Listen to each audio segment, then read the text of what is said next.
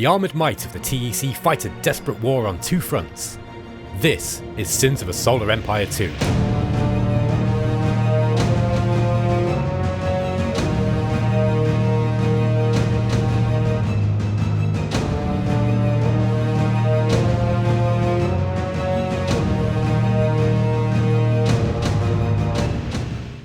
The Trader Emergency Coalition, or TEC, originated from the Trade Order, established 1500 years ago by financially driven settlers. Built on strict economic principles, the Trade Order became a powerful industrial and commercial entity.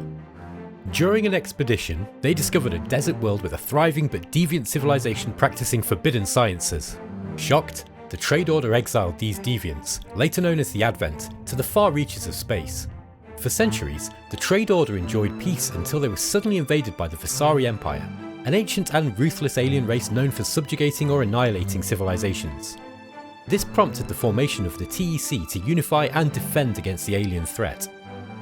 10 years later, the exiled Advent returned, initiating a new front in the ongoing war.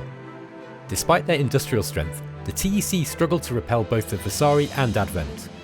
After 5 years of intense fighting, a stalemate led to the construction of massive starbases for defence.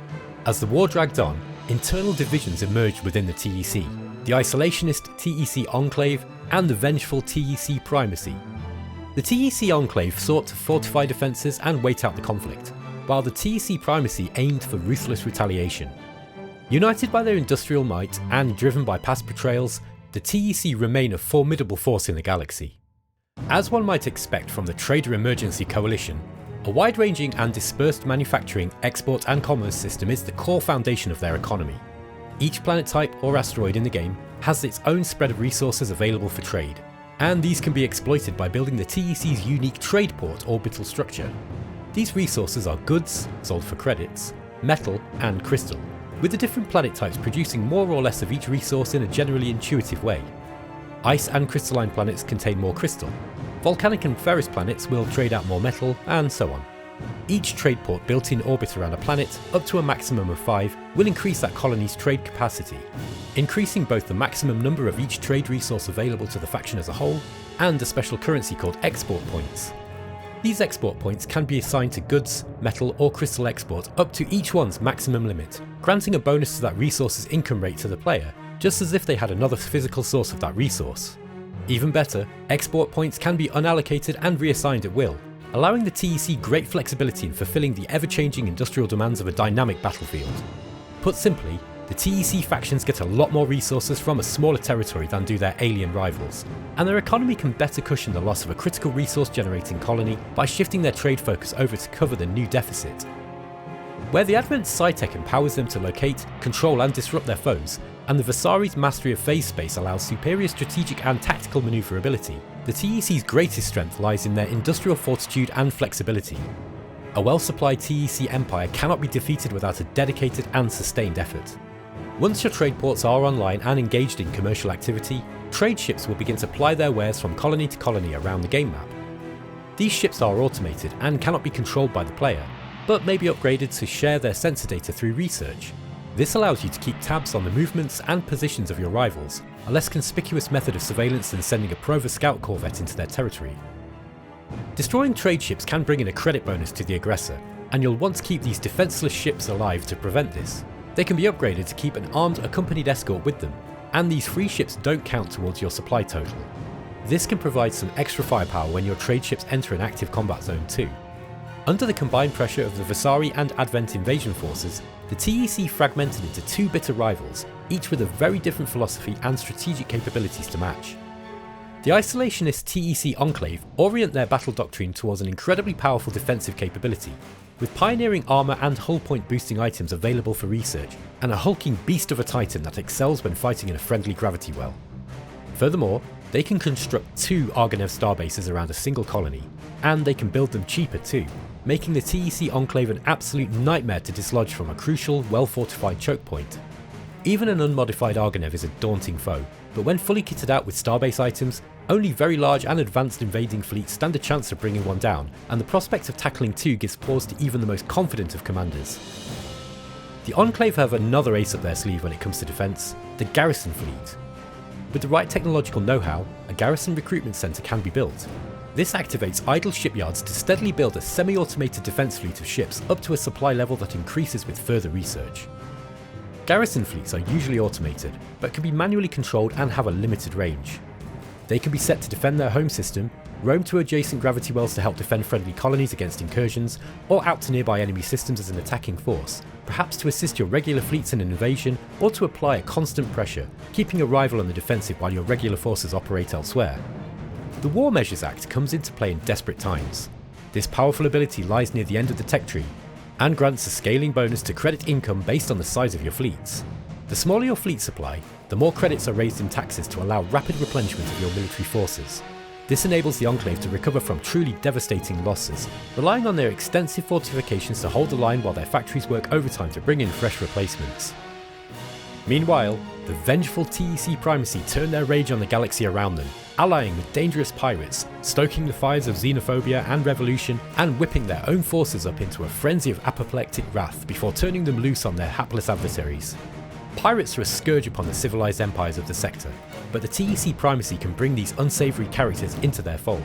With the correct research, pirates can be persuaded to share their vision with you, providing valuable intel on the movements of your enemies, and later can be convinced to refrain from engaging in attacks or pirate raids on your empire.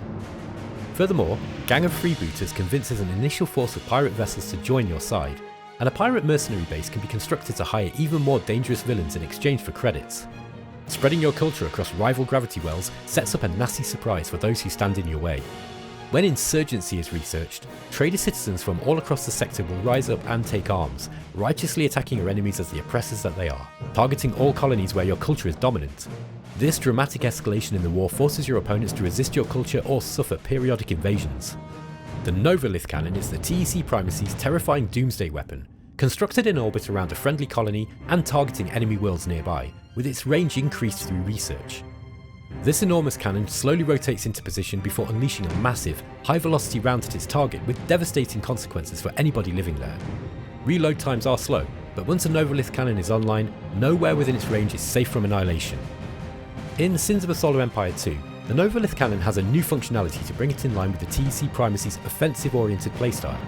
The projectile shockwave suppresses fire from defensive structures for a time. This keeps the Novolith cannon useful even after planetary shielding modules are researched and installed on starbases, where the primacy use it as a giant artillery gun to soften up and shock enemy defences and fleets prior to the invasion of a world, and in this role it is incredibly effective. The Trader Emergency Coalition's combat doctrine involves the use of heavily armed and armoured capital ships, supported by a wide variety of multi-purpose cruisers, frigates and corvettes. Shielding is of a secondary concern to the TEC, and although their capital ships are shielded right from the start of the game, the smaller vessels in their arsenal require additional research to have shield modifications made. Instead, the TEC place great trust in their well-fabricated armour and high-velocity projectile weapons. Autocannons, Gauss cannons and long-range missiles, all reliable, tried and tested tools for combating the Visari and Advent threats. They also retro-engineered high-tech beam weapon technology from captured Advent ships, fielding their own designs in limited numbers, such as on the Cole battleship. Where the Advent's vessels work at peak synergistic efficiency when grouped with other complementary ship roles, the TEC's ships are generally more self-contained. Overwhelming firepower and the ability to eat incoming damage and still fight on regardless are core features of much of their fleet, but they do have many interesting surprises to bring to a battle.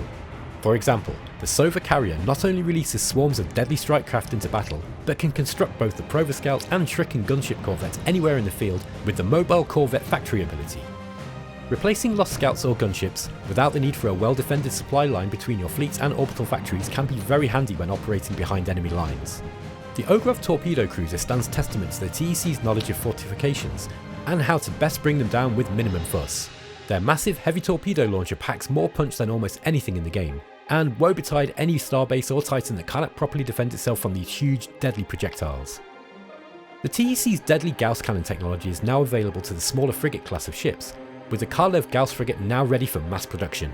The Karlev, intended as a counter to the very heavily armoured targets, has a slow rate of fire and a fixed firing arc, but packs a mighty punch with high penetration with a projectile that bypasses point defence solutions completely, unlike long-range missile systems. These can be a godsend when facing enemy fleets defended by many point defence guns, which would confound an LRM ship like the Javelin. In turn, the Javelin is armed with the medium missile and has a higher damage per second output than the Karlev, providing its payload hits the target successfully. As always, bringing the right tool for the right job is an essential skill in Sins of a Solar Empire 2. The TEC are hard to kill, both in tactical combat and on an industrial economic level. After years of fighting on the back foot, they're bringing the war back to their enemies and nobody can stand in their way.